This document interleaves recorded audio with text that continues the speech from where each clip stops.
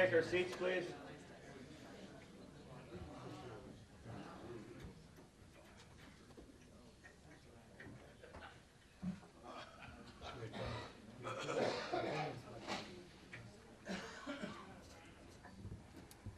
Good morning, everyone. Morning. I will call this Waupaca County Board of Supervisors annual session and public hearing for the 2014 budget and 8521 transportation services to order on this Tuesday, November 12th, 2013. Please press your roll call buttons.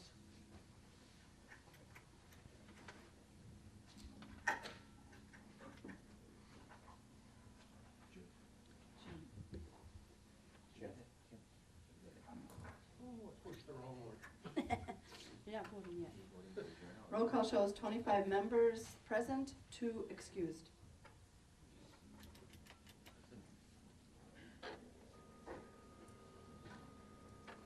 This meeting and all other meetings are open to the public.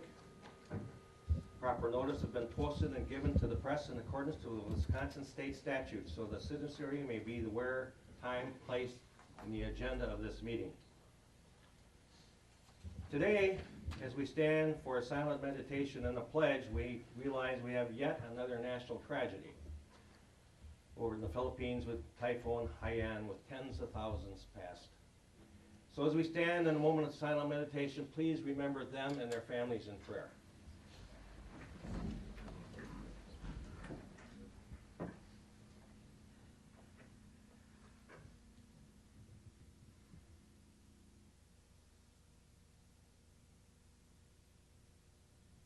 Pledge allegiance to the flag of the United States of America and to the republic for which it stands, one nation, under God, indivisible, with liberty and justice for all.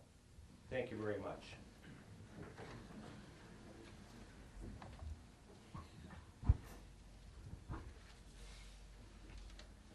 Okay, we all have an agenda in front of us. We're set to approve. Is there a motion for the approval of the said agenda? There's a motion by Supervisor Muck and a second by Supervisor Handrich. Any questions on the agenda? Seeing none, please vote. Last chance to vote. Motion carries 25-0.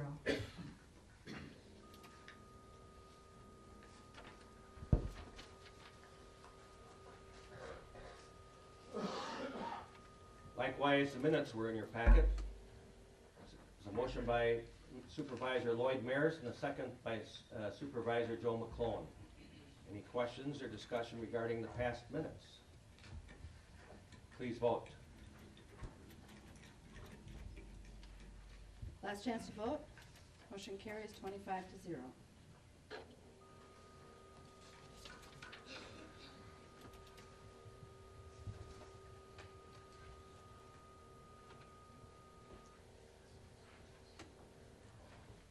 Before I ask for a motion to go into the public hearing today, we just have a few ground rules. I'm going to call 3 times for people wanting to get up and speak regarding the budget.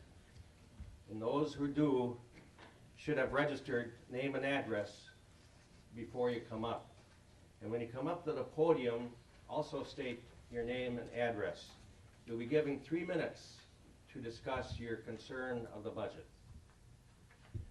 With that, I will entertain a motion to open the public hearing on the proposed 2014 budget and 8521 transportation services. There's a motion by Supervisor Murphy and a second by Supervisor Fleece. Please vote. Last chance to vote. Motion carries 25-0. And I would like to mention one thing for the supervisors. On your desk, the summary of 8521 transportation projects. You have that in your packet, but we have placed on your desk a new one that breaks down each of the amounts for the projects.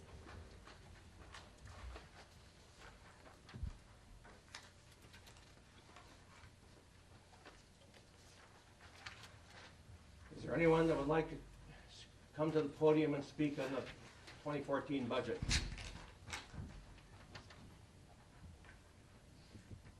Is there anyone that would like to come forth to the podium and speak on the 2014 budget? Is there anyone that would like to come forth and speak on the 2014 budget?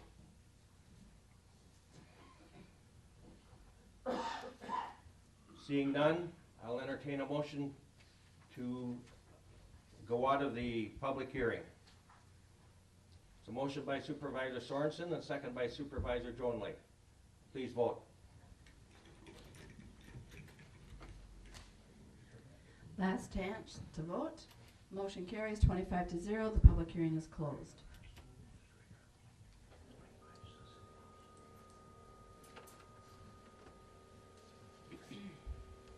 Next, I'll ask our Finance Director, Heidi Dombrowski, to come forth to once again go over the 2014 budget. We've heard this a few times, and it won't hurt to hear some of it again. I'm sure we have questions. Good morning, Heidi. Morning.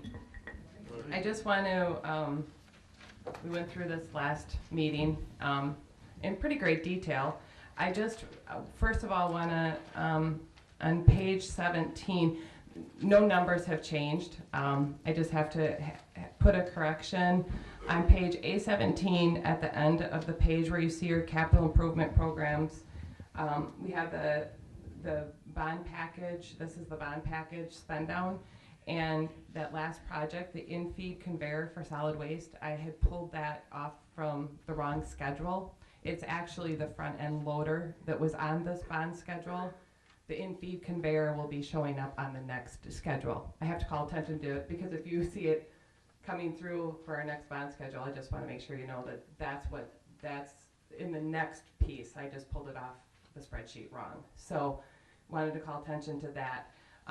And then obviously some typos that I'm fixing, but that was the one thing I wanted to make sure that this board knew that that was what the project was and on that page. Did you say, Heidi, that was by the manure spreader?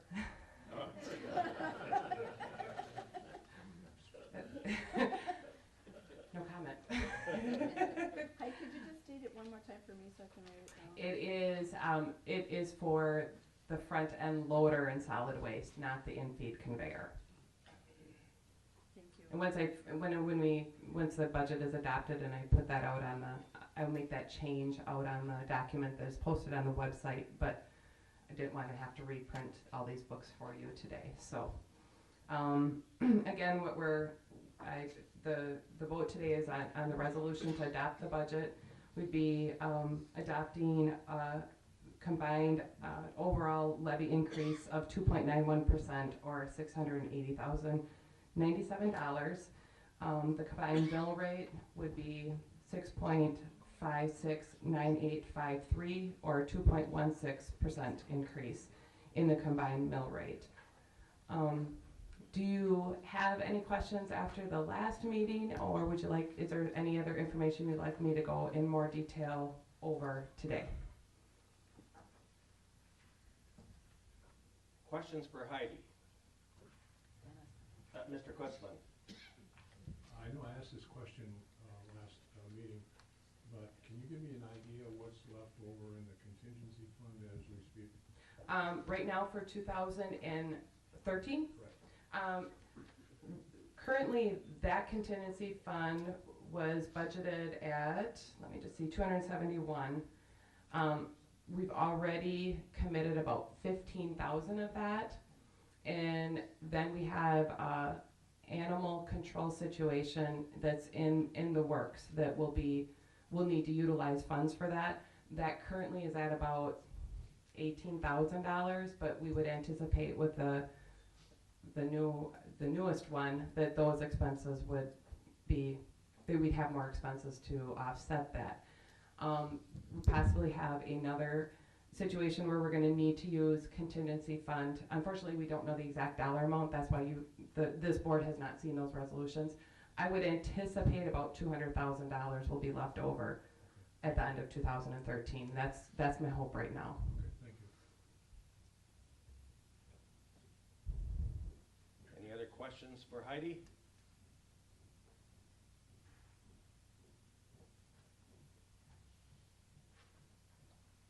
time. It's not during the break.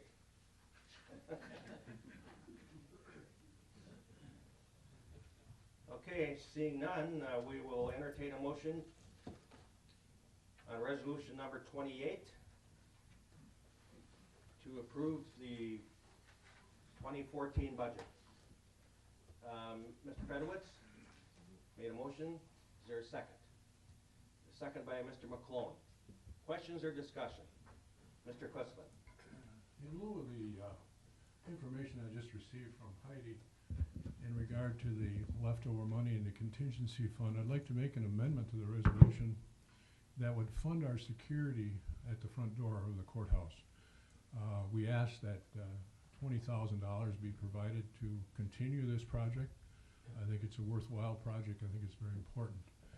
And I would ask that the resolution be made, or the amendment be made to the resolution to fund the security at a rate of $20,000 for this upcoming year. Mr. Ellis? Second. Mr. Ellis seconded Mr. Quislin's question. Everybody hear a motion and a second? Discussion? Supervisor Craig. My concern is, are we allowed to, of course we're allowed to, can other people then come in with other amendments and try to fund different projects that they have? For example, I know the sheriff has $157,000 that was taken out for something that allows his deputies to work at a much more efficiency kind of thing. So what I'm concerned with is if we start raiding the contingency fund, the leftovers then all of a sudden will end up with nothing, and who's gonna get in there first to get what they want? The second issue I have is, I think that if we're going to have security, it should be full-time. I don't think part-time, when we don't know what's going to happen, really is an effective deterrent to anything that could happen in the courthouse. If we wanted to fund it full-time, so that there's always somebody there, so nobody can get in with any kind of weapons, that's a better solution. But just once a week or whatever, I don't agree with. Thank you. Mr. Fedowitz?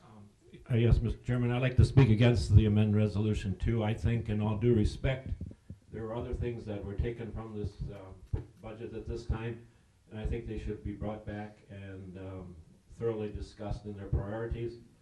I agree with Pat that the security monies is a waste of taxpayers as far as I'm concerned. In full-time, we cannot afford. Determined isn't going to be the issue. I'm all for security, don't get me wrong. I don't want anybody hurt, but this isn't going to solve the problem.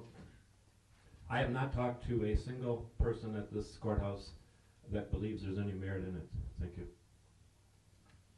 Thank you, Mr. Fedowitz. Mr. Quisling?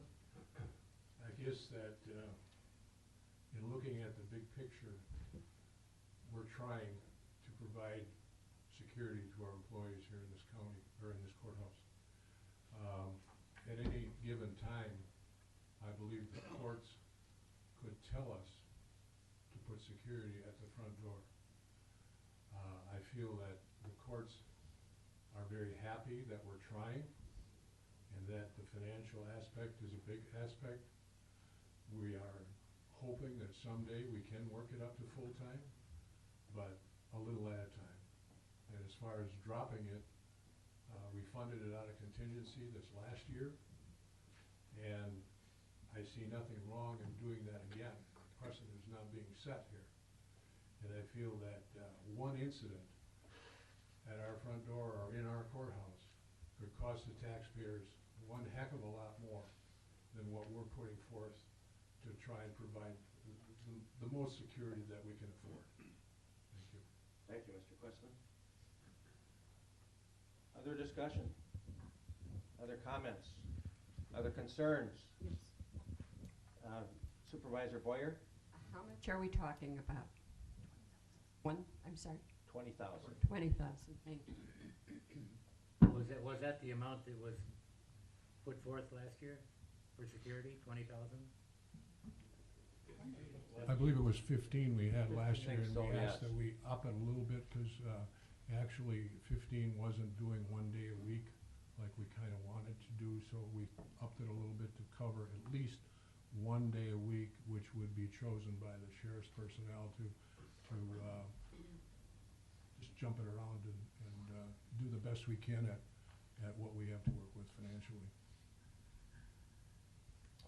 Supervisor Craig? I have a question for Heidi. Do typically with the contingency funds that are left over, do you bring sometimes a proposal forth to use those in certain items that have been prioritized? What we had talked about at the finance committee level, a contingency fund closeout is a board resolution that occurs usually in March or April.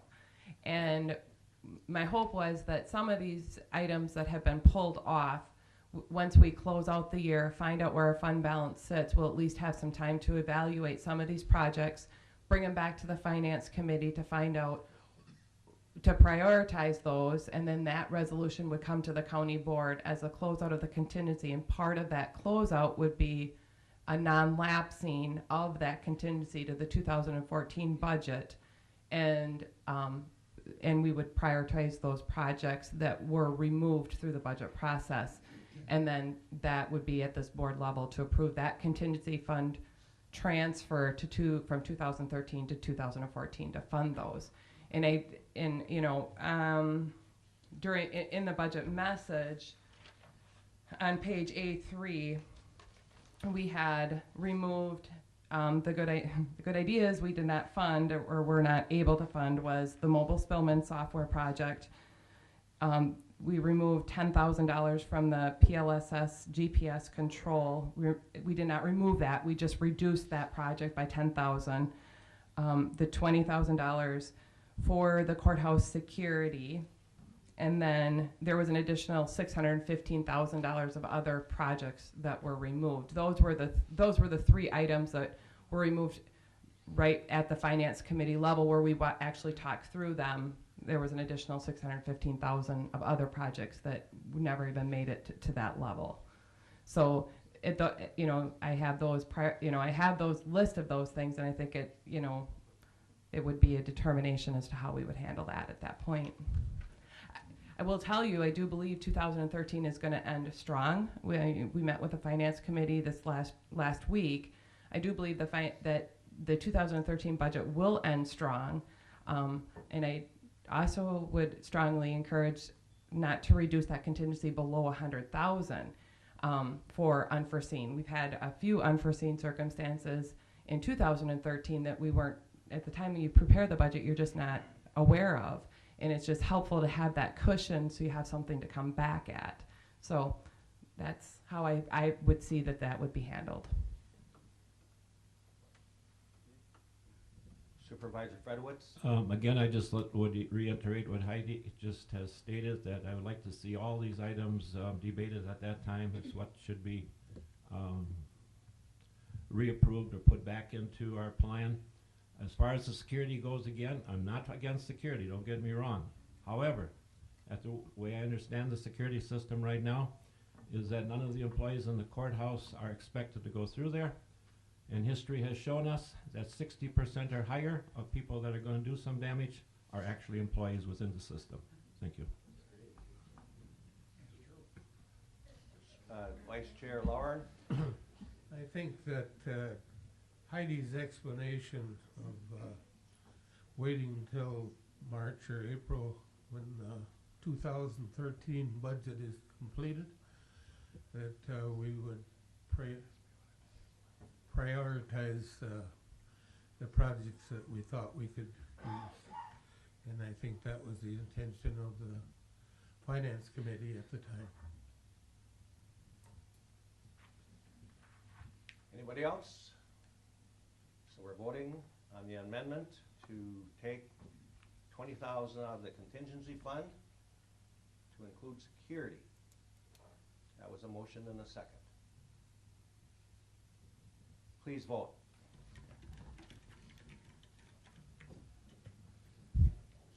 Last chance to vote.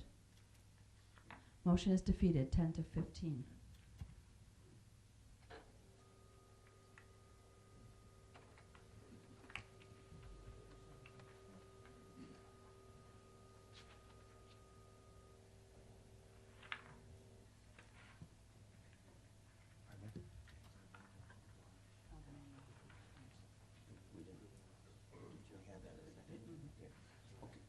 Okay, we're back to the main motion, which had a motion and a second. Is there any other discussion before we vote? Please vote.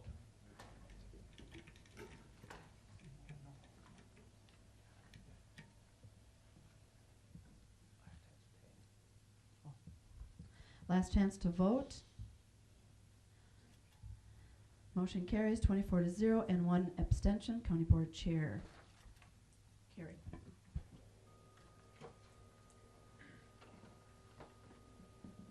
Jim, did you want to say something? You done? Thank you, Heidi, very much. Thank you. Vice Chair Jim Lawhern would like to have a word.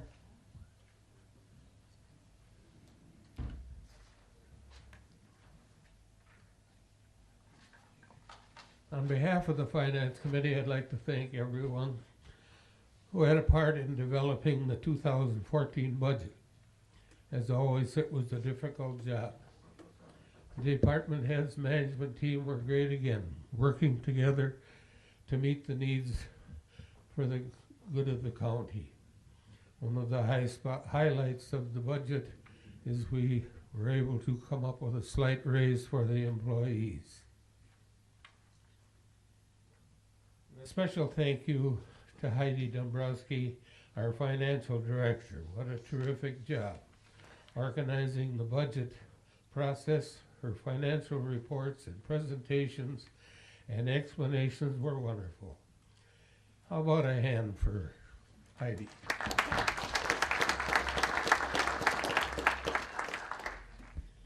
I've been on the Finance Committee for a long time, and we used to talk to each department and discuss their individual budgets, and at the end came up with a budget for the whole county and thought we were doing a good job. As our board chairman has stated many times since we went to the management team with the department heads, we have all the departments equally involved in working together for an operation budget and our capital improvement budget. What a great improvement that has been. So I'd like to thank everyone for a job well done. Thank you, Vice Chair Jim. I too would like to give a general apology. I think at a meeting or two I understand my voice was gruff and my looks were bad, and someone said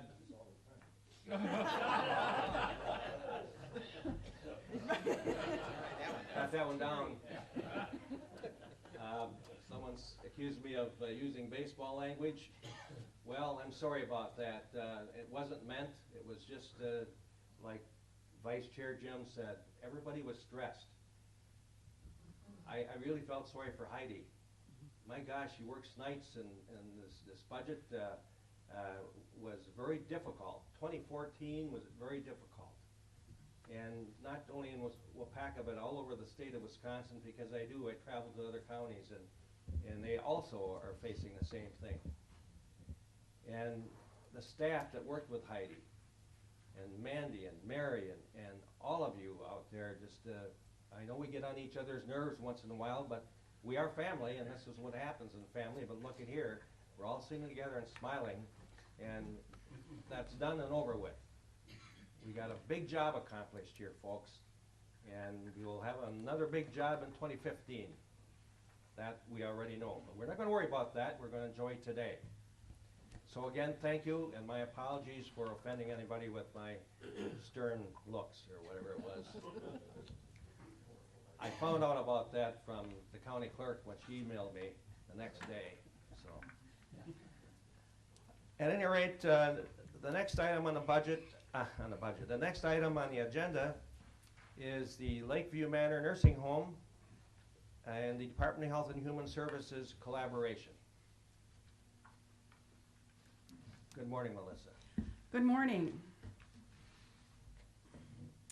You know, as I was trying to prepare for this presentation today, it was one of the most difficult tasks that I have had, because usually when you are preparing for presentation, you have pretty good knowledge of what your the folks receiving the information where they're at with their knowledge on the subject. However, in this setting, I was not really quite sure where everyone is at regarding their knowledge on long-term care. So it was kind of a difficult task. So I took it on, I decided to kind of go back to the beginning and explain how the committee got to the resolution that we presented to you.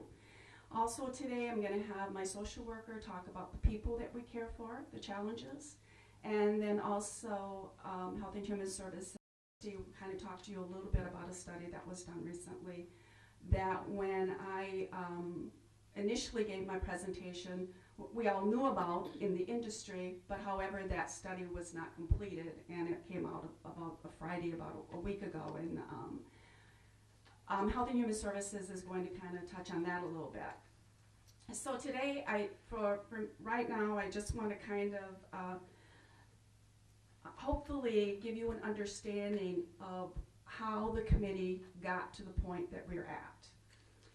And at that meeting, I introduced 5 options the committee has discussed for Lakeview Manor. Those options were investigated fully. There were also other services investigated throughout this process of 5 years that I've been working for Lakeview Manor. For instance, we looked into a ventilator unit. The reason we did that is I was at a meeting and I had a physician from St. E's that said, you know, we can't place our ventilator people. Would you be interested? Well, we toured ventilator units and we looked at the cost, and quite frankly, we couldn't afford it. Not only could we not afford the electrical piece of it, we could not afford the pumped in oxygen. Plus, you have to go past 3 working railroad tracks for emergency people to get there.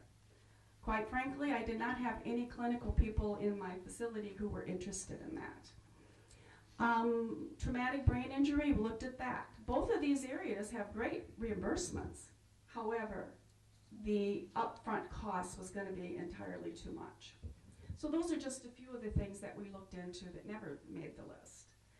So the choices that we made were basically based on a study that was done in 2008. Those of you who were on the board at that time received that information from my predecessor.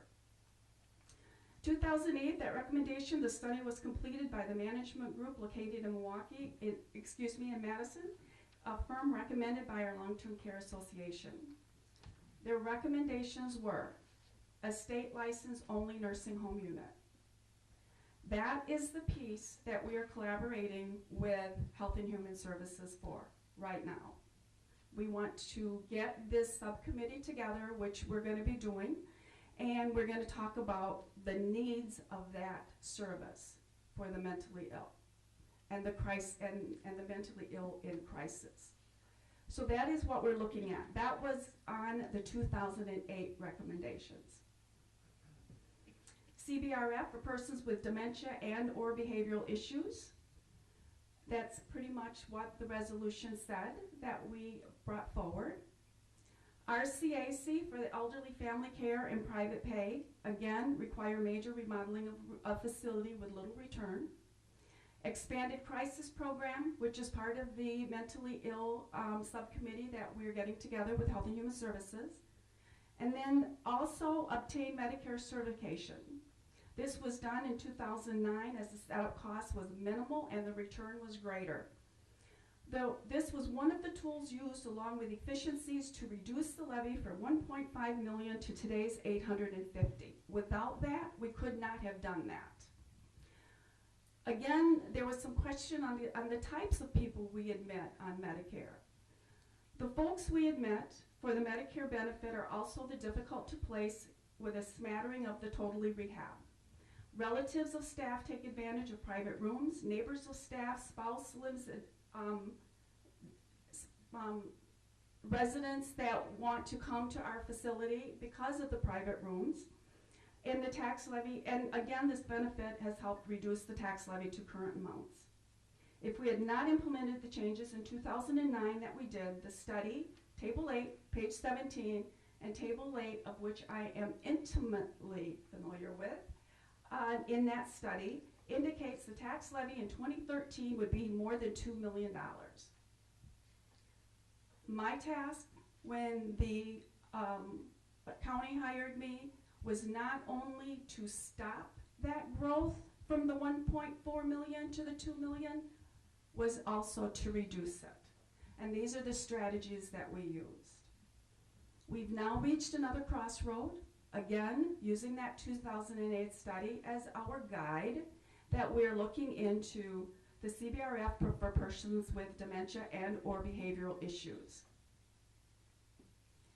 Again, but we are also going to hopefully collaborate with Health and Human Services to develop the state-only type of unit for our mentally ill folks. All the options that were listed will require a capital investment. The physical plant of Lakeview Manor is not conducive to a lot of the folks that we care for anymore. So we need to look at that. The new buildings, I just want to look at Dodge County right now. They built a $43 million facility in Dodge County, and they built it with the household concept, meaning the units are smaller, more segregated, and easier to manage. And the environment of the quiet and calmness is a better environment for the dementia and the mentally ill. So at this time, if I could call forward my social worker to talk a little bit about the people that we have, and then of course Christy will come up and talk about the collaboration we're doing. Thanks, Melissa. Good morning. I'm Carrie. I am the social worker at Lakeview Manor. I'm also the resident service coordinator because at Lakeview Manor, we all wear many different hats. We're a small facility, and we care for a very diverse and varied group of individuals. Our mission at Lakeview Manor over the years and continues to be the same is to try to care for our residents of Waupaca County. Those residents who don't necessarily fit in the traditional nursing home areas, okay? These are folks who are, extremely vulnerable and are needing a lot of support in succeeding in the environment that they're in. When Melissa said I was going to talk about the residents, I just want to give you a little bit of an idea where we're at today as far as our population and those residents.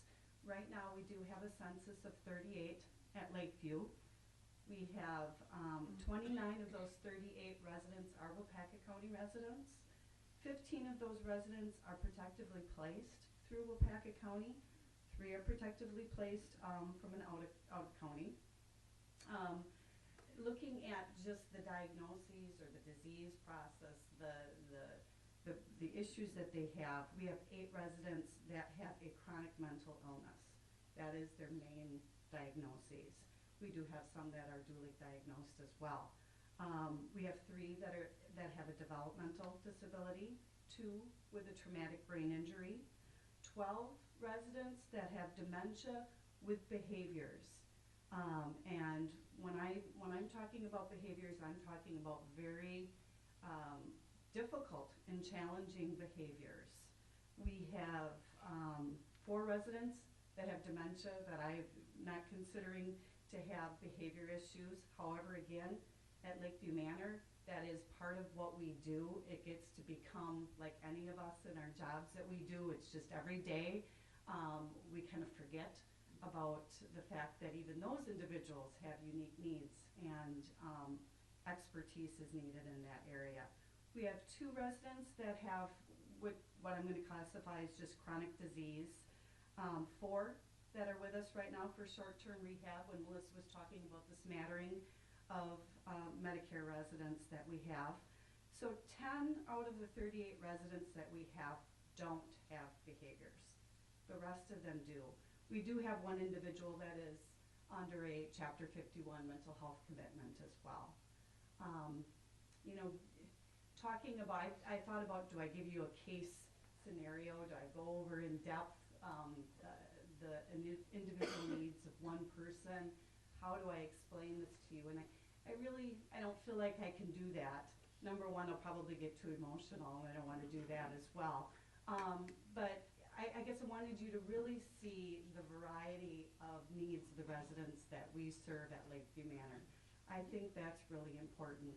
I know that probably one of the most challenging and difficult times that I've had as a social worker at Lakeview Manor is when we had to discharge a person. So I'll give you a little bit of a history of this one individual who unfortunately was diagnosed with early onset dementia. Really, the family is thinking in the late 40s, early 50s.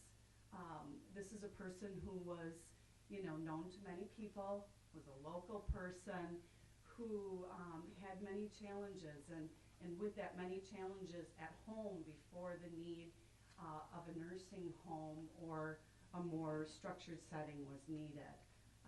We were, when we look at things, when we look at individuals, of course we also have to look at, are we going to be able to meet their needs? And unfortunately in this situation, our environment was not conducive to meeting her needs. That was very difficult. This individual had to be placed counties away from her home, her friends, and her family. And that is a struggle that we do have with how our environment is set for folks with challenging behaviors related to dementia. Thank you. I think that when we talk about behaviors, every nursing home deals with some behaviors. Absolutely. I've never worked in one that we didn't. What I'm talking about with the behaviors that Lakeview Manor deal with is the gentleman who tries to stab other residents with a knife.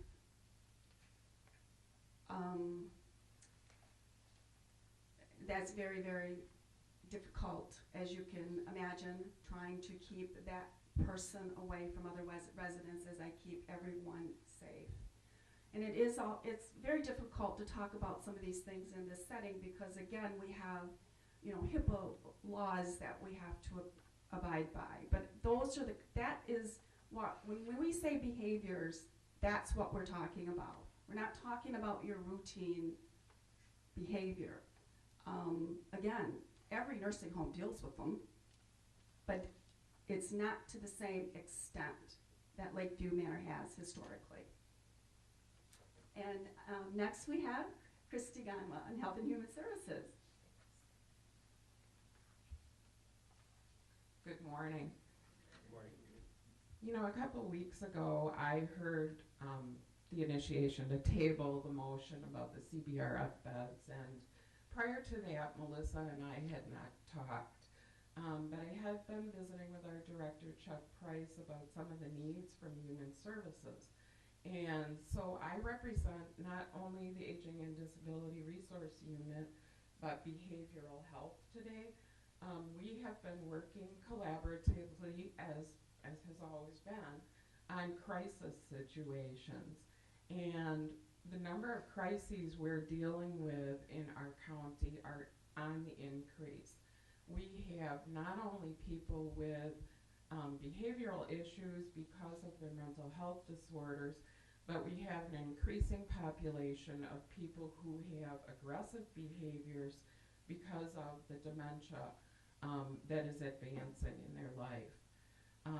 One of our staff members, Amy Timby, who is a social worker with Adult Protective Services, was asked at the beginning of October to participate in the summit study that you have a copy of. It's Redesigning Wisconsin's Dementia Care System. The study gave us information from many different sources, very reputable sources if you look at the list of people invited. And it talks about the crisis that we are facing in our state. At the end of 2010, there were 120,000 people in our county with some type of dementia. By 2035, this is going to increase by 68%.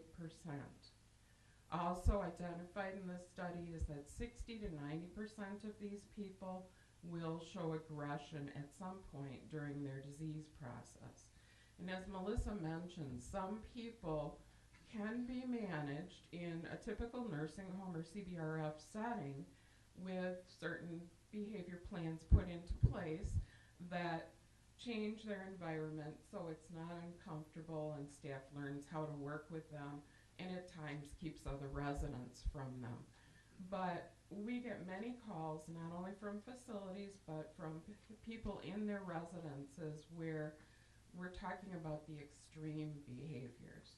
The behaviors where they need much more staffing, at least one-to-one staffing, sometimes even greater than that because of the extent of the behaviors.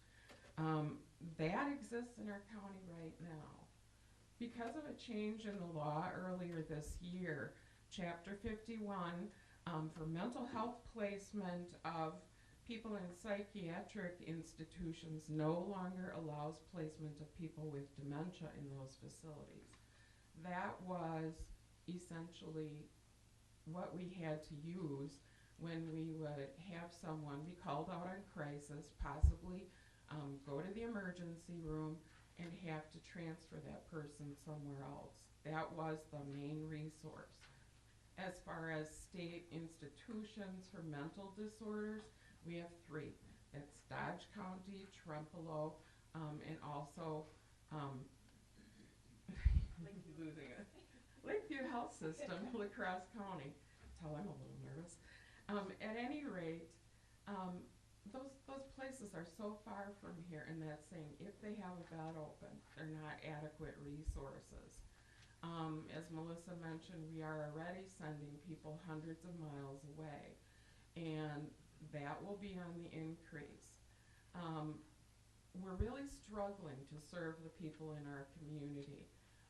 When that crisis call comes in, the hair stands up on the back of your neck because you don't know if you're going to have a good resource to use. When I heard the motion tabled for 40 CBRF beds, we thought it was a good time to really step forward and say, how can we look at this together? Because we're already looking at the needs and the gap in service where we cannot serve the people of our county. Another thing with the health systems we're talking about, the 3 counties, they have developed consortiums that they bring people into their facility and are able to charge a certain premium price over the medical assistance price. That is a price to that county for the privilege of having that placement option. I've talked to a few of my industry peers in the last few weeks, bouncing the idea off them because it was not something unfamiliar for us to talk about in the industry, and they said, oh yeah, we'd be happy to use you. We're struggling that same way. You will be full. I'm hearing this all over. Now, am I trying to make a pie in the sky promise to you? No, I want to be realistic, but I'm telling you, we have people that we need to serve. The crisis is going to grow. We may run into problems where we may not have places to go with those we're serving, or we may have to send them hundreds of miles away. And perish the thought, we resort to law enforcement for some of the people, for example, dually diagnosed with mental health disorders and mental illness, that they have to be jailed because there is no other choice. And I've seen that in other counties. And it's not necessarily rehabilitative. It's a place for them to be until some other place can be found. So what we're asking you for today is a chance to go forward studying together. We have presented this to, of course, the Committee for Lakeview and the Human Services Board with our thoughts of working together in this project. We're also, with those who are serving with dementia, we're addressing some of the identified needs in the Dementia Summit, talking about lack of facilities, lack of ability to have mobile crisis units, lack of education in the community. Those things come along with it. Those things will happen whether we have a renovated Lakeview or not, we do have to address the issue. But we do have a crisis before us, and this is an opportunity for us to step back and look at what really might be of service and may also reduce our levy even more. Thank you.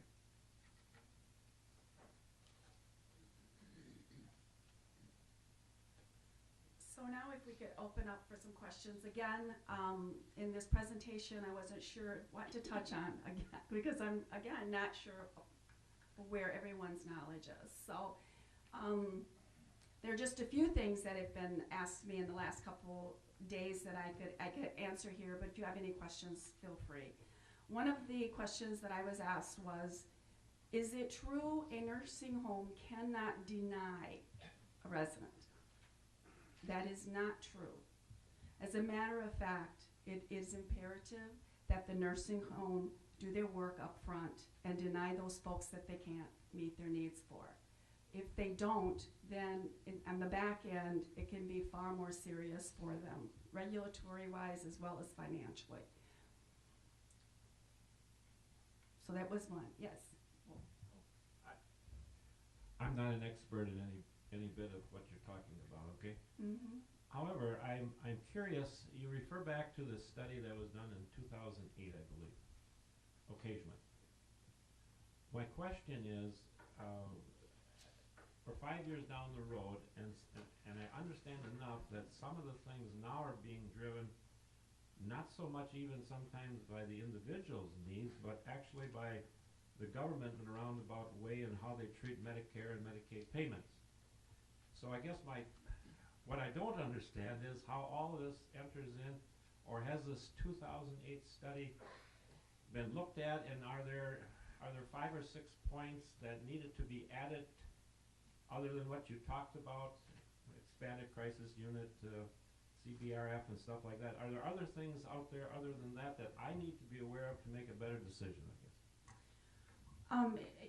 A lot of what we do is coming down from the state, absolutely, and reimbursement is huge. Right now, the state is working very hard at getting those folks that do not need to be in a high-cost nursing home out. And they want them to go to a low-cost, less restrictive environment. That is happening. That's going to happen. It's going to continue to happen. As I said last time, we have probably 9 folks that could function in a CBRF. So eventually, they're going to be moved.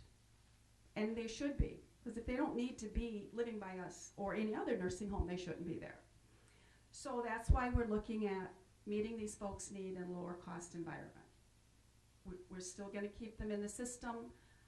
3 of those folks are the mentally ill. If we take, they are very well controlled in our environment. But you take them out of that controlled environment, 9 times out of 10, there's going to be an expensive crisis. That is for sure. And then I forgot the rest of your question. Imagine that. Well, it was a long question. I am ready to retire, you know. Well, that's fine. I think my whole question is relating to from the 2008 study to 2013.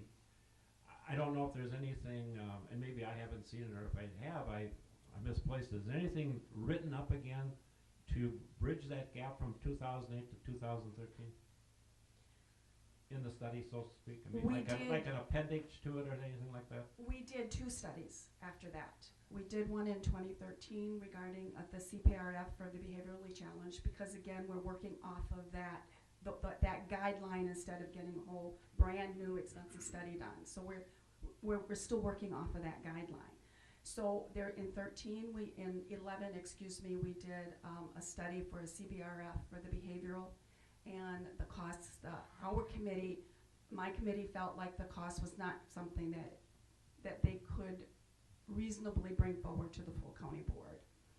We then again updated that study in 2013, and in the 2013 study we were able to use the census numbers from 2010 in that study. And what it showed was they decreased the number of beds, because in that study it showed the median income for the residents of Waupaca County had declined, and the elderly did not recover from the '08 crisis, and their income was even lower. So we actually reduced the number of beds because of that. So yes, there are. But in the 2008 study, there's also a section in here of things not to consider.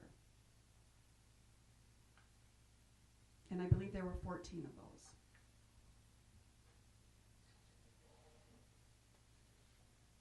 In answer to your question as well, I think that's what we're talking about doing, is not only taking this 2013 amended report, but taking it from the standpoint of working through the gaps in services for both Human Services and Lakeview Manor in meeting the community's needs.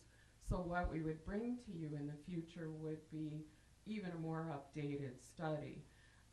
Also, something I neglected to mention to you, if we don't do a project like this, which, you know, that may be your choice, it may be financially appearing to be a good decision at this time. For the people that we do have to have placement for, they will go out of county. In past experiences, I've seen rates $600 a day, over $1,000 a day. It's not the average nursing home care. So we would be paying dearly to place someone out of county, and sometimes it would be a permanent placement.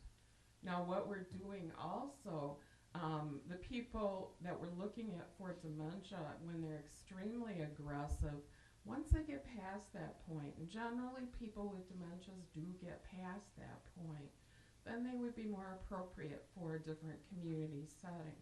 If it's another nursing home or if it's back home, depending upon their needs and what their family is looking at for them.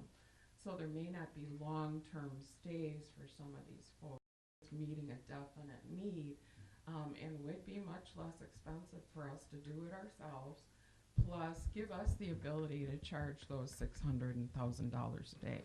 Now that doesn't come without expense. We'd really be ramping up staff. We'd be renovating the building so that it would be more protective as far as able to handle people with those types of behaviors. But it would be a facility that would, you know, be here for many years in the future and serve an increasing need. So we really want to give you an updated study, and it'll be in even more detail.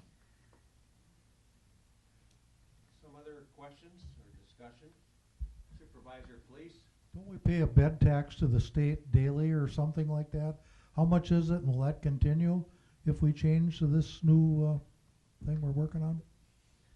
There's no bed tax for the CBRF. There is a bed tax for the nursing home beds, and the state only does not have a bed tax. The state only unit for the mentally ill do not have a bed tax. So that's what we're talking about. But we are paying something now, aren't we? Absolutely. How much is it? Again, Melissa? $170 a month per bed, $8,500 a month. And all nursing homes have that expense. The consortium that Christy alluded to, when this study was done in 2008, there were some questions about its legality. That has since been resolved.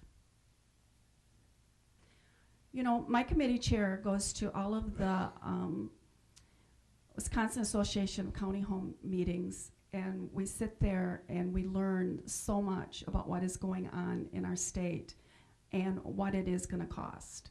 And that's where we all learned about the increase in the dementia folks, and we learned about the responsibility of the county to make sure that they have resources for those dementia folks in crisis. We've worked very hard, the committee and I, on making sure that we maintain a viable business at Lakeview Manor while meeting those needs. If we continue with just business as usual, unfortunately, like I said before, the Affordable Care Act, what those costs are costing us, the 2% decrease in the Medicare reimbursement, you know, we're just going to continue to use up the fund, our Lakeview Manor fund. I call it a savings account. I'm sure that's not what Heidi calls it, but I call it my savings account. No, I take that back. It's Melissa Goke savings account. So, any other questions? Yes. Mr. Morgan? Yes, thank you. I've asked this question many times, and I think there's others like myself who'd like this answer. What is the hard number of residents that are the responsibility, financial responsibility of Waupaca County in caring for them if that facility should close? I'd like to know what that cost would be, because we can't make an intelligent decision without that. That's a very good question, and I was actually asked that question yesterday. And bottom line is, it's pretty difficult to figure that out because you don't know what the future is going to bring. We know what we have now. We know that. We don't know where some of those folks could go if we weren't there.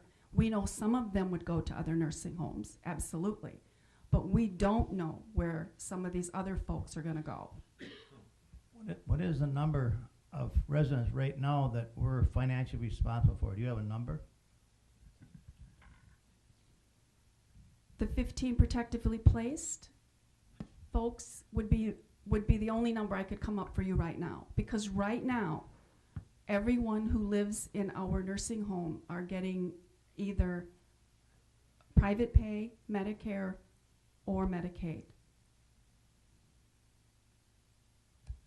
So I guess I'm not sure what you mean.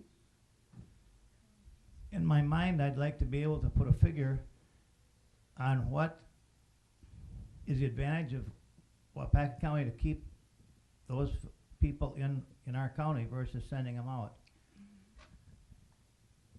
That's part of what we'll give you, Don. You do need to have those figures in front of you so you're comparing apples to apples. We'll be able to do some projections on numbers of people in county. Those will bring from other counties and the type of census we'll have, whether it's 98% or 100%, whatever it is. Those will be based on the history of the other 3 units and also what we're seeing as far as our specific census. So that is something we will furnish. Where Melissa's saying the 15 right now, those people do receive medical assistance, but I want to quantify that with the amount, which I'm not sure how much it would be over, not knowing these specific residents, that the medical assistance rate, should they be placed in one of these other facilities, would be paid, and over and above that, that's our levy money, because that's not in anybody's budget to do that kind of service. So, you know, if there's a $600 a day rate, well, it's the difference. So, but we will have figures for you to look at along with this. It won't just be information about what we want to do. You'll have some hard and fast facts to look at. Thank you. Sure. Mr. Gerald Murphy? I think anyone that looked over this document that you sent to us on the Lakeview retirement and recruitment and terminations and things like that was struck by the large number of comings and goings of employees. And I understand that certainly is a stress on your operation out there. What I need to know, what struck me, is that of your active employees, the vast majority of them are less than 100% employees. Yes. And, You know, and of those, 32, I believe, 19 are either nurses, nursing assistants. They aren't just like the groundskeeper or a cook or something like that. In light of keeping people, is it a contributing factor because these people are less than 100%, some all down at 60%, 50%? Is it a contributing factor that they are not full-time and they're looking for employment that is full-time? some of it, they come in and they want more hours and we're not able to provide them. But when we do a scheduling, we're 24/7. We work 7 days, work off of a 7-day week from Sunday through Saturday. So when you're talking full-time here at the courthouse, you're talking Monday through Friday, 8 hours a day. I work on a 7-day work week. We're always trying to make our schedules attractive for people coming in. So if you give someone a 40-hour work week, who are you going to get for the other 2 days? Which is a 2-day work week. And so we try to split it up and we make it as attractive for everyone as we can. So we do a 7 and a 7. That also provides us with some consistency. And then if you stretch that over 3 shifts, it's a challenge. We do have some people who work 90%. We have people who work 100%. It is very, very difficult to hire someone for 4 days in a pay period. They don't want 4 days in a pay period. They want more. And so that's why we do it the way we do. And then those 7-day work weeks or work periods, they can pick up extra hours if we have call-ins or vacations. And so that's why we schedule that way. Okay, so that is not, those extra hours are not shown on that No. percentage. The other question is just a curiosity. The termination log for 2013 show at least, and maybe I missed it, at least 3 individuals that were hired and terminated or resigned on the same day. When you hire people, sometimes they don't show up for the first day.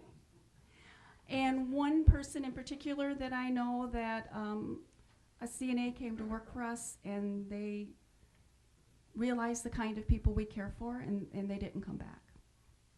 Okay, thank you.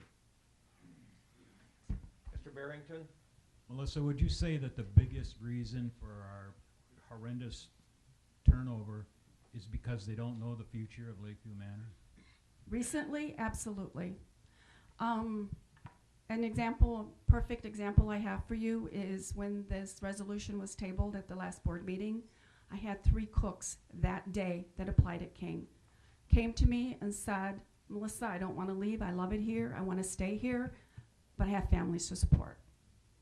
None of us, and I'm sure that if those of you who are working now and in your work day, most of us get up and go to work every day, not just because we like it, but because we need to. We have families to support, and that's why they do. So yes, I am losing people. When it came out that perhaps we were looking at a sale, 7 people resigned. It is creating a huge hardship right now.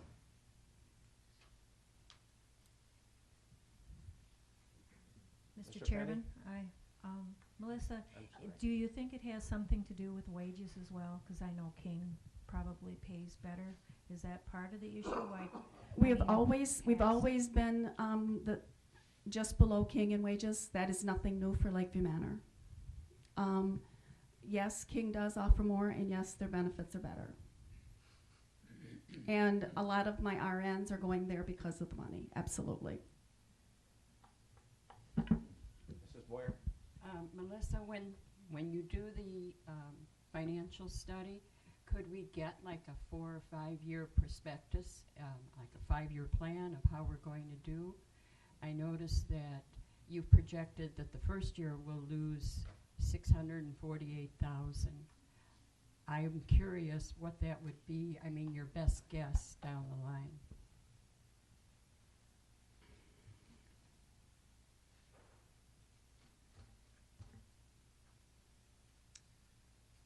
The study that was done is projecting out to 2018.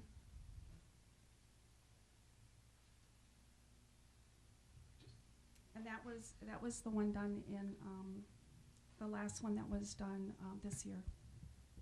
And I believe that was in that binder I gave you. Mr. Fredowitz? Yeah, I don't have that binder with me, but Just one other question. I think there was also a comment made that I'm going off of your comments, that in the county, we're gonna have more needs down the road, okay? I mean, based on the demographics, how you see it, through the human resources. On that binder, I don't recall, was there also a projection there based if we actually built more rooms, what would happen? Or was it just based on remodeling and settling in with the units that you were thinking of doing? I mean, I guess what I'm trying to state, based off of her comments, does it behoove us to at least look at 5 years, 10 years down the road if those demographics are right, and if we spend a little more money, is it going to be even more feasible to do it that way? It's something like I'm used to the farming end of it. You know, you could get by with 30 cows, 40 cows, 60 cows, and now you can't do that anymore. So if you have twice as many beds, can you make some money and lessen the burden on the tax roll? I don't know those answers. Is this what's going to be in your study? Ideally, the recommendation would be for the freestanding CBRF and maintaining the nursing home at the beds we're at. That would be ideal. However, that was, when the committee discussed that, they felt that they could not get the support from the full county board.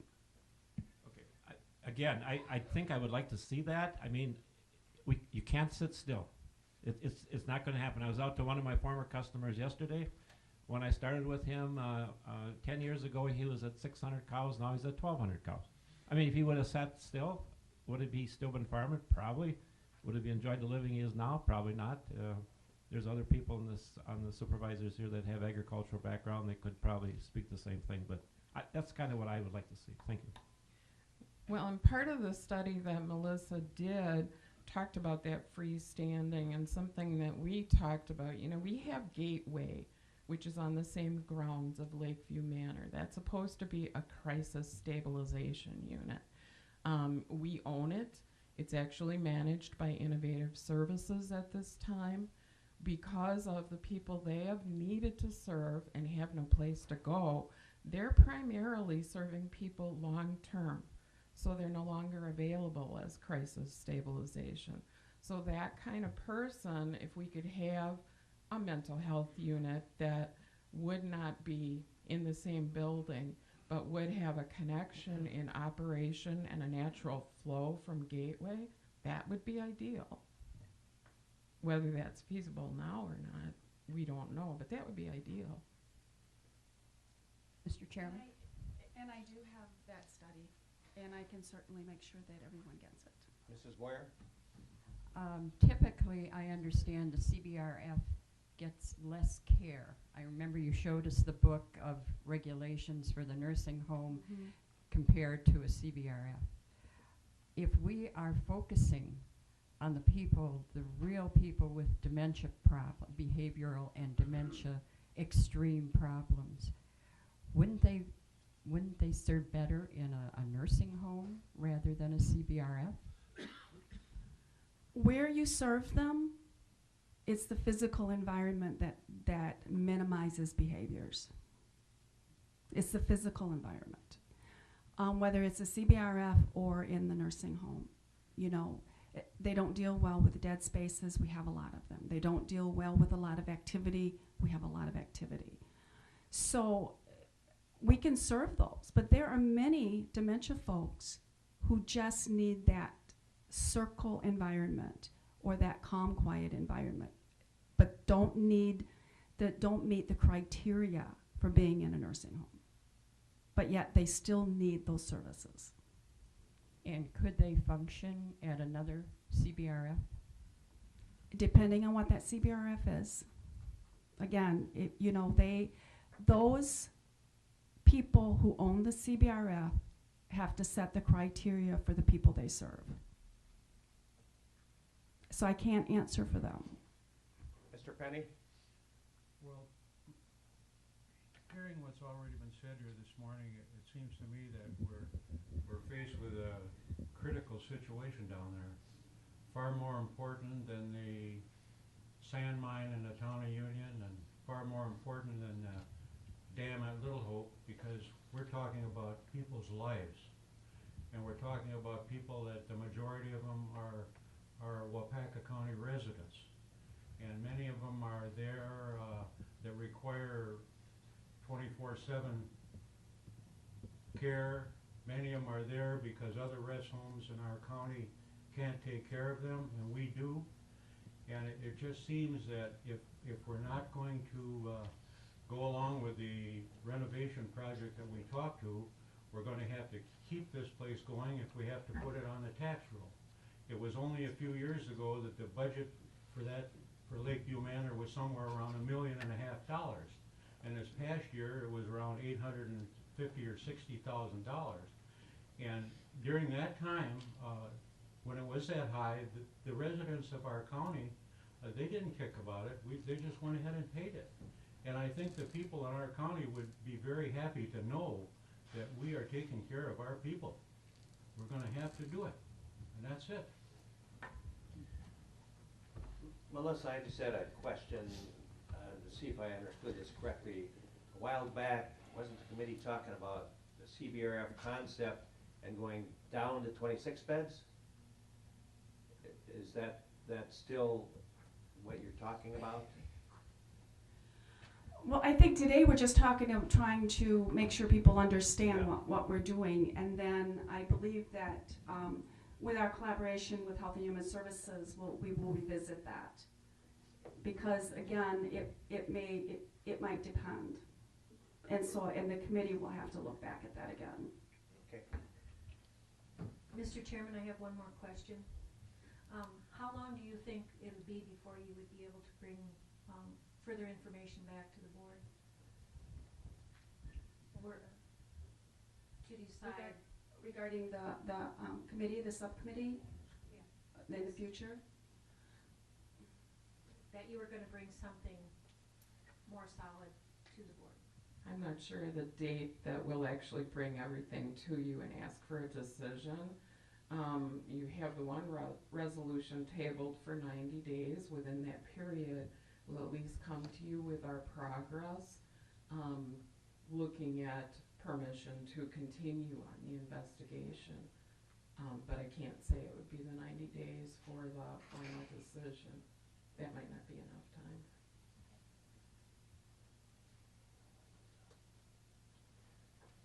Okay, anybody else?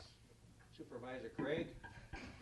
Mr. Chairman, as I look back at the history of Lakeview Manor, and I see that in 1902, it was started with a 2-vote difference between it. And it was called the Waupaca County Asylum for the Chronic Insane, and it took in many different kinds of people. Then in 1947, there came a change to change the name to Waupaca County Hospital. And again, things changed within that institution. In 1974, Wisconsin, the state of Wisconsin said that they now would not be called hospitals, they had to be skilled nursing facilities. And so that's when in 77, Lakeview Manor, now the skilled nursing facility happened. Well, now we're fast forwarding to 2013, and again, a change is trying to happen. I think Lakeview has shown that as the culture has progressed, they have tried to meet that progression and change. And so with that in mind, I feel, and it's my sermon, I feel that we need to serve the people of Waupaca County. And I was a person who voted for tabling for 90 days. As I drove home, I thought I didn't need that 90 days. And I haven't, because I've come to a decision. I've had the time to decide what I needed to do, and I look at and feel badly that HIPAA prevents you from telling us and showing us the people. Dean, the highway, can take us out and show us that bad-looking highway and the potholes and everything else. I liked the days when the board went to Lakeview Manor for their breakfast in December, because we saw the people that you served, how well they were served and how happy they were. We don't get that anymore. They're nameless people out there. And I feel we do need to serve them. That is why we are a county. That is why we have the tax roll. And I also see my other concern of that the resolution had talked about the possibility of selling land next to Lakeview is now in front of the Public Property Committee, and that's where I feel that it should be. So with that in mind, if you will all follow my logic, what I'm going to try to do is I will make a motion to suspend the rules. And what that does is it needs a second. It needs to pass by 18 votes. If that occurs, a motion can then be made to take from the table Resolution 23. That needs to be seconded. That needs to be passed. And then we could decide today, again with more discussion if need be, what we would like to do with Lakeview Manor. I think we've heard the word crisis. We've heard the people leaving. You haven't heard today, but we've heard that Melissa has not accepted people that want to come to Lakeview because she does not have the staffing to serve them. This is not what we're about. The people that she's talking about, I think if you try, it can be a neighbor who is there, or a relative who was there, or a friend who was at Lakeview. I think we've all had that experience. So I would like to see that we discuss this so that Lakeview is not left in limbo and workers are leaving us. So Mr. Chairman, I make a motion, I move to suspend the rules. Is there a second? Second by Mr. Barrington. There is no discussion on that. Please vote.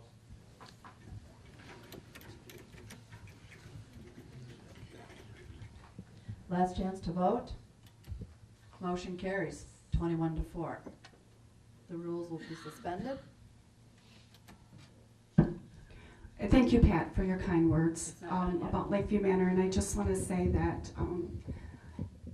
in my 30 years, maybe I've stretched that just a bit, in my 30 years of being in the healthcare business, I have not often lost sleep over what my work, but I am losing sleep now because my greatest fear as a person who is supposed to be caring for those folks who live there is I'm going to get that phone call in the middle of the night that I've had a call in and I don't have staff. So if I could finish with that, thank you. Pat? Mr. Chairman, I move to take from the table Resolution 23. And if you want to know what it is, it's on page 6 of your minutes.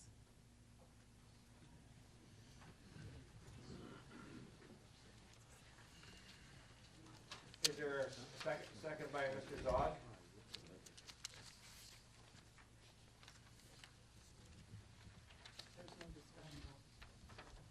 Please vote.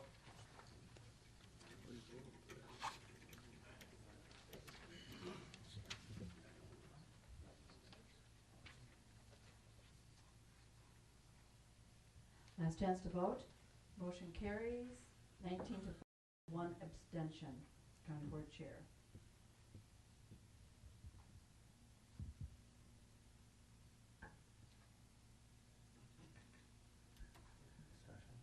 Discussion? Do you need a motion to put it on the floor? Because last time we That took tabled it it before from it the got on table. the Put floor. it on the floor. Okay, I move to approve resolution number 23. That gets it on the floor for Okay. discussion. Right. There you go. There's a motion to approve Resolution 23, second by Mr. Zog. Now we get discussion. Right. Discussion. Any discussion? Yes. Mr. Chairman. Supervisor Pullman? Does this mean then that there will be no further study and that we're going to approve the $1.2 million remodel? Question. Mr. Chairman? Yes? The resolution is that the board approve the recommendation to remodel the facility to 2 units of assisted living, which would downsize the nursing home. And then they also want to explore all funding options, including but not limited to financial loan or sale of adjoining county-owned property.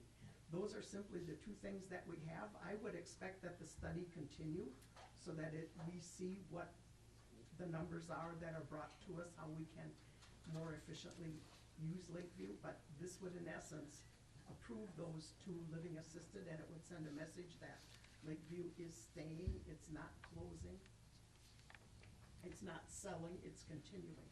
Mr. Murphy? I guess some of us have already made up our mind one way or the other about this situation at Lakeview. Pat certainly has indicated that. But there's also been an indication in this body that we need more information, or they need more information about, and we've got from Melissa and others that are in front of us today, an indication that in the future we'll get that information. Now, if we are going to be voting to go ahead with this project, what's flying in the face of this concern that we don't have enough information. Now, Pat has indicated that, oh, we'll get information as it comes along, but if we vote to approve the project is approved previous to getting that information. Now, I feel uncomfortable about that. I like to have the information in front of me. I like to know what I'm voting for. And so I don't have a timeline, 90 days, 30 days, 16 days, whatever it is, but I would like the information in front of me before I cast a vote for or against the plans. Mr. Chairman? Yes, Mrs. Blair? I totally agree. I think Supervisor Morgan, when he questioned how many people are we talking about that could not go anywhere else if the facility closed, and I don't know if it was Heidi or whomever said, oh, definitely you need that information to make an intelligent decision. And until we get information like that, I don't think we have enough information. Mr. Barrington? Thank you, Mr. Chairman. This resolution is based on the study that's already been done, this particular resolution. You've been assured that you will receive more information that perhaps will lead to bigger and better things at Lakeview Manor. But the resolution you have before you right now was based on the information that was given to you already. Also, I just want you to keep in mind, I mean, we have a resolution here a little later to help with the employment situation, but the longer we wait, as I'm sure you'll all understand, the worse it's going to be as far as keeping help. Thank you.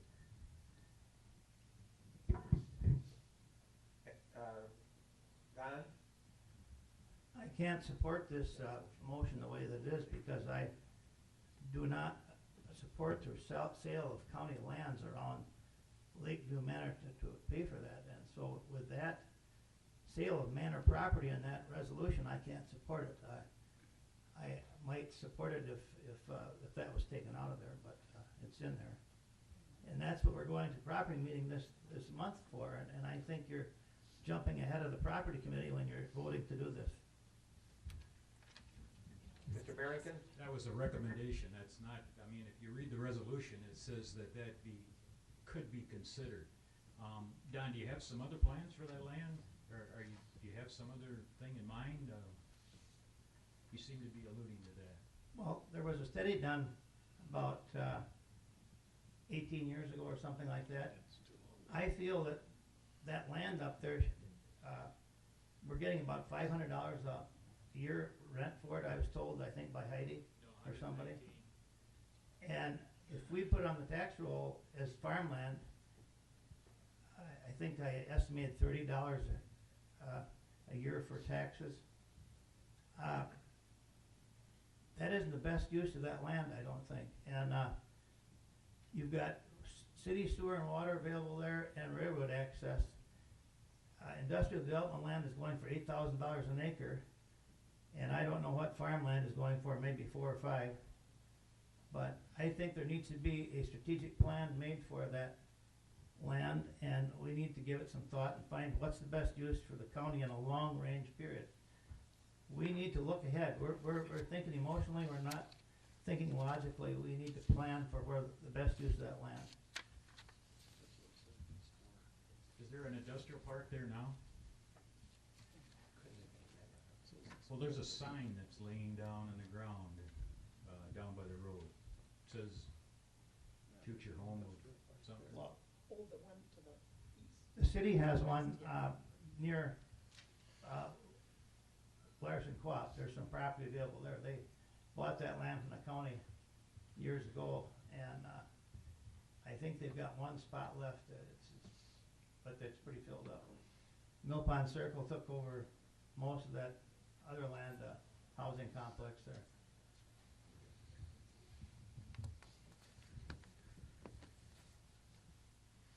Anybody else? Please vote.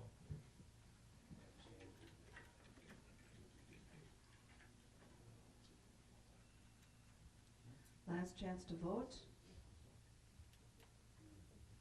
Motion carries 14 to 10. To approve resolution 23.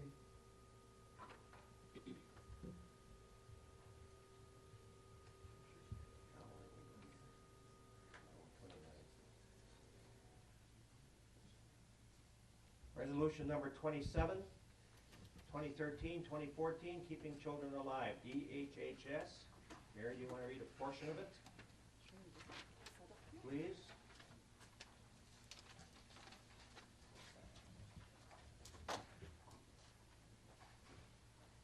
Resolution to support child death review legislation. Now therefore be it resolved that Waupaca County Board of Supervisors, along with Waupaca County Department of Health and Human Services Board, hereby supports the upcoming Senate bill and urges passage by Wisconsin State Legislature. Recommended for introduction by Waupaca County Department of Health and Human Services, Legislative, Judicial, Safety, and Security. Motion by Supervisor Pullman, and second by Supervisor Gerald Murphy. Any questions or discussion? Please vote. Last chance to vote. Motion carries 25 to 0.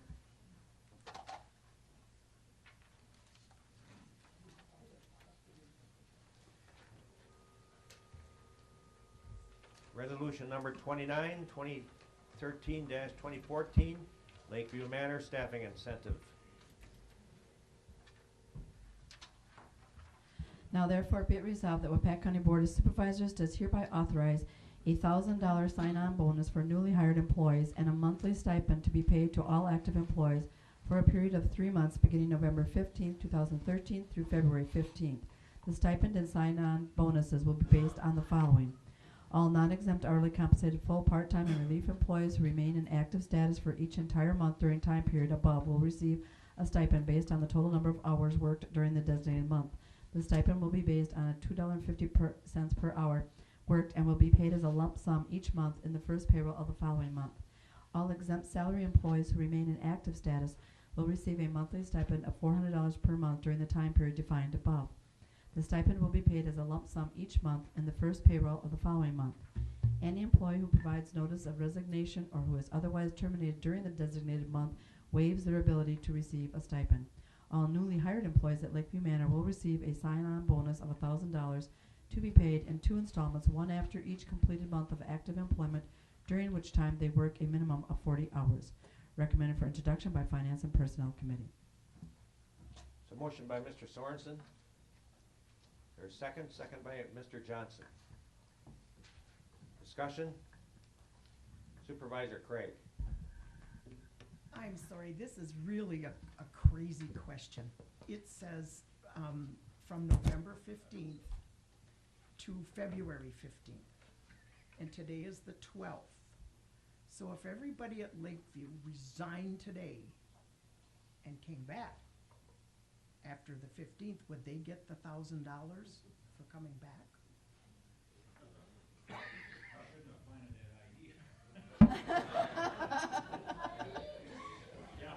Right in front of the press.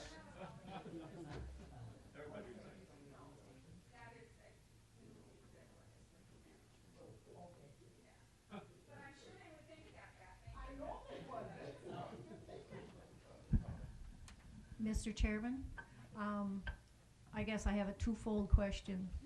Where is the money going to come from? And if indeed Resolution 23 has now passed, is this needed?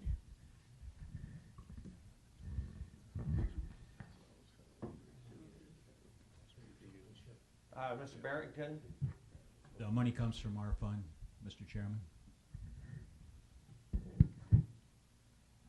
Any other questions? Yes, Boyer? just following up on Mary Kay's, I thought also that the reason for this was to keep the employees because they were all deserting. Now that they know that they've got a job, a secure job, and it's going to be more exciting, and they're going to be building, I don't really see the need for this either. Mr. Federowitz? My first reaction to the two ladies that spoke on this, supervisors, that I probably would agree with you. But being in the awkward position now that I understand, or precarious situation, where we've lost a lot of people in the last while, coming and going, and there is a shortage of people, perhaps they need this little jump boost just to keep it going and get it back on track so people do have a little better feeling amongst themselves. That's the only reason I would support it. Thank you. Mrs. Boyer? I believe Melissa said that the nurses and the staff there is paid just under King. So I would think that their salaries are up there. Mr. Barrington? Nobody can go on vacation. We're not allowing people to have days off. Supervisors are working 7 days a week. This will give that some relief. This will give them at least a reason to come back. Money is a big motivator. Mr. McClone? I totally support Mr. Barrington on what he just told you people. That is a very difficult job, and I don't think they're being overpaid there. Please vote to approve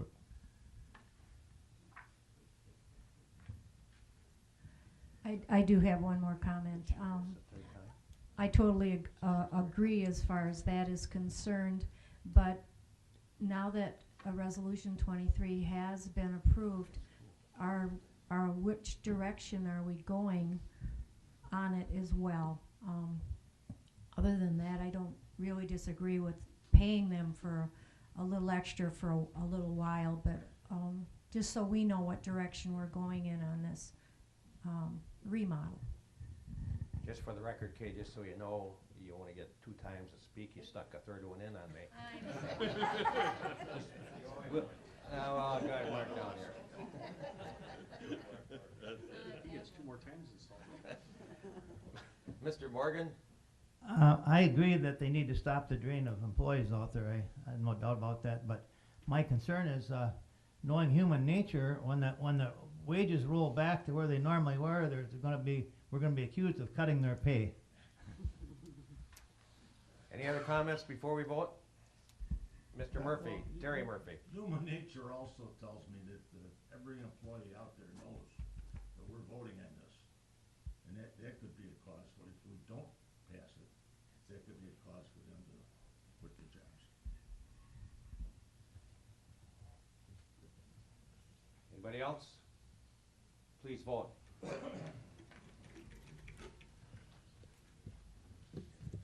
Last chance to vote. Motion carries 23-2.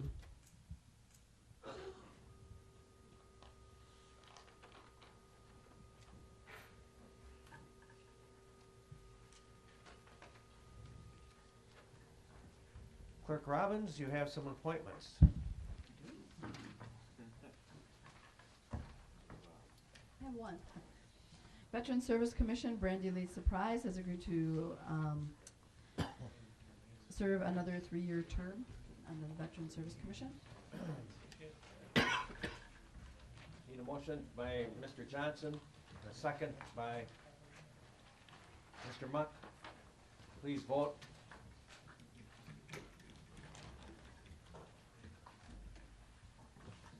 Last chance to vote.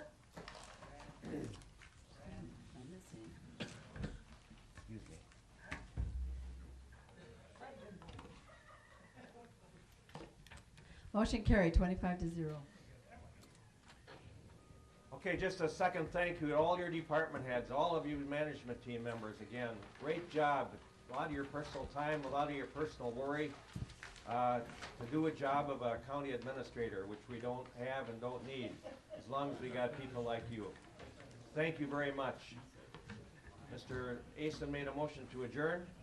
The second by Mr. Handrick. Please vote.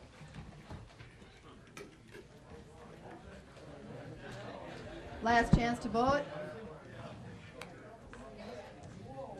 24-1. Somebody wants to stay. Oh, Donna. Donna voted no to it, not to adjourn.